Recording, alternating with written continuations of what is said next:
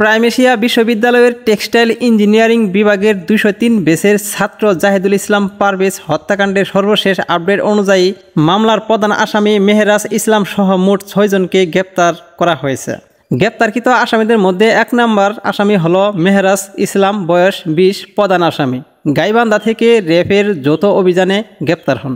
2 নম্বর আসামি মাহাথির হাসান, বয়স 20, তৃতীয় এজাহার নামীয় আসামি, চট্টগ্রামের হালিশহর থেকে গ্রেপ্তার করা হয়েছে। 3 নম্বর মোহাম্মদ আল কামাল শেখ, গ্রেপ্তার হওয়ার পর আদালতে হত্যাকাণ্ডে জড়িত থাকার কথা স্বীকার করেছেন, যদিও তিনি এজাহারে নামযুক্ত ছিলেন না। 4 নম্বর আসামি আলবি হোসেন জুনায়েদ, এজাহার নামীয় আসামি, রাজধানী মহাখালী থেকে গ্রেপ্তার হয়েছে। 5 নম্বর আসামি হলো আলামিন সানি, এজাহার নামীয় আসামি, রাজধানীর মহাখালী থেকে গ্রেপ্তার করা হয়েছে।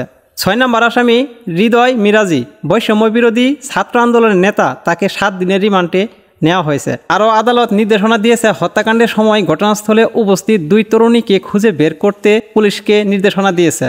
তাদের ভূমিকা তদন্তের জন্য গুরুত্বপূর্ণ বলে বিবেচনা করা হয়েছে। সম্মানিত দর্শক, এই ছিল পারভেজ হত্যার সর্বশেষ আপডেট নিউজ।